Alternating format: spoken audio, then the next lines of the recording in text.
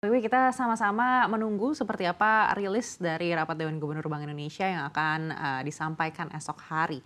Ekspektasi dari Multifinance seperti apa? Iya, kalau dilihat tren daripada di dunia, saya dengarkan bahwa Fed sudah menurunkan di angka 4,5, 4,75, di mana kalau BI rate turun kembali kepada 5,75, ini akan kembali kepada posisi September 2023, di mana kalau buat kami pelaku industri, khususnya yang industri multifinance, tentunya ini adalah sesuatu yang diharapkan. Nah, tetapi kembali saya juga udah lihat bahwa ada beberapa analisis yang kemungkinan BI bisa tetap di 6% atau diturun ke 5,75. Nah, yang penting juga adalah bahwa penurunan ini kita harapkan juga bisa lebih menggairahkan sektor bisnis secara keseluruhan, di mana kita harapkan middle class atau kelas menengah di Indonesia yang selama ini diberitakan turun sampai 10 juta orang, kita harapkan tentunya bisa kembali naik ya ke angka yang lebih baik gitu, dan kembali naiknya bisa 10 juta kembali ke angka yang lebih normal, bahkan lebih lagi. Nah, ini kalau terjadi tentunya akan membuat bisnis multifinance dan mungkin seluruh bisnis yang terkait juga bisa lebih baik.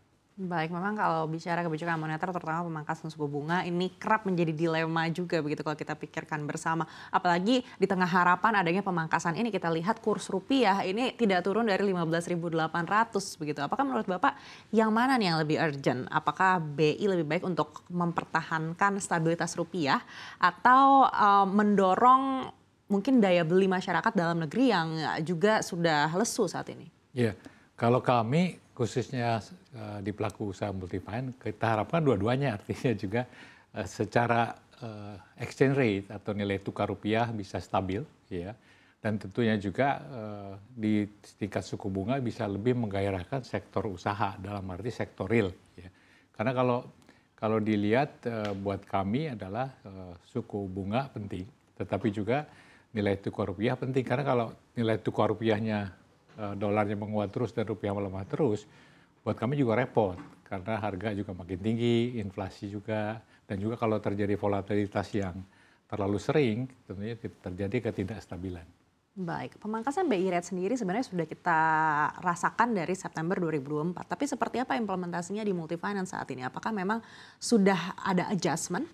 Ya, kalau secara real, ini kami kan tergantung kepada pihak pemberi dana. Dalam hal ini 65% dari pendanaan di perusahaan multifinance itu dari perbankan.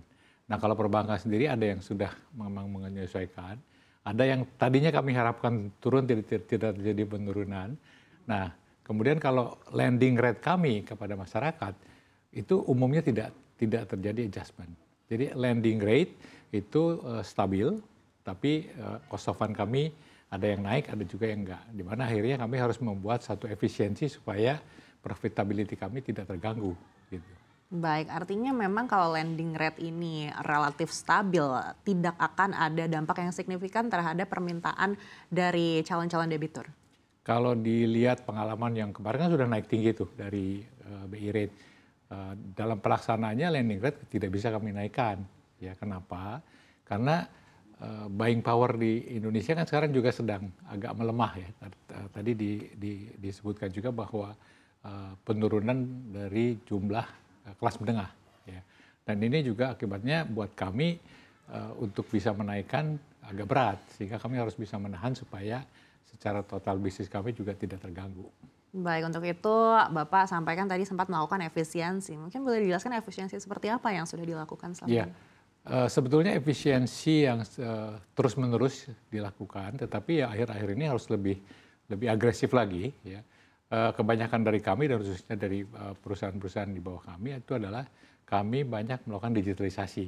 Ya, digitalisasi itu akan membuat prosesnya lebih cepat dan juga biayanya juga lebih efisien begitu.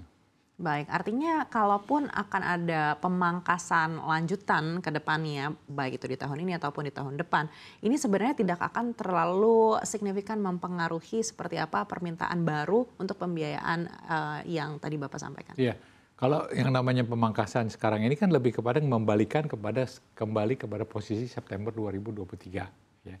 bukan pemangkasan yang secara drastis turun di bawah posisi yang selama ini atau sebelumnya sudah kami rasakan. Jadi kalau posisinya kembali ke September 2023, maka di sektor multifinance buat konsumen itu mungkin tidak akan terlalu terasa. Baik, dan di sisi lain kita juga melihat data yang disampaikan Gaikindo, ini menurunnya permintaan untuk otomotif begitu, dan ini sampai Gaikindo juga melakukan revisi target hingga 2024 akhir nanti begitu. Apakah menurut Bapak ini akan tercermin dalam pertumbuhan industri multifinance? Iya, kami terus terang cukup kaget dengan hasil dari penjualan mobil tahun 2024, di mana terjadi penurunan yang cukup tajam, yaitu hampir 15%. Dan kalau dilihat ini adalah kalau 850.000 sesuai dengan target baru dari Gaikindo, maka kalau tercapai 850.000 itu akan kembali ke tahun 2021. Artinya pas COVID, 2020 COVID ya, itu memang rendah sekali, kemudian 2021.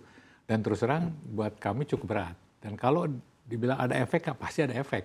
Ya, makanya saya lihat perusahaan-perusahaan BN banyak yang juga harus menyiasati adanya penurunan ini gitu. Baik, evaluasi dari Anda seperti apa Pak? Apa sih yang membuat memang penurunan ini cukup ekstrim hingga kembali ke tahun 2021? Apakah memang karena daya beli yang sudah sangat melemah atau memang karena suku bunga relatif masih tinggi? Oke, sebetulnya kalau dilihat jumlah kelas menengah kan tadi turun. Ya, kemudian daya beli juga kita sudah tahu turun. Itu salah satu yang juga mempengaruhi penjualan kendaraan bermotor roda 4 di Indonesia. Nah, di luar itu saya lihat memang ada banyak pihak yang juga menahan pembelian. Ya, kenapa? Karena gejolak-gejolak yang ada dengan suku bunga, dengan nilai tukar, kemudian juga kemarin mungkin ada pemilu dan sebagainya gitu ya. Nah, ini saya lihat juga akan sudah berpengaruh terhadap penurunan dari penjualan mobil. Nah, kami harapkan tentunya setelah gejolak-gejolak ini sudah mulai bereda begitu ya. Nah, kita harapkan 2025 penjualan mobil bisa sampai 1 juta lagi.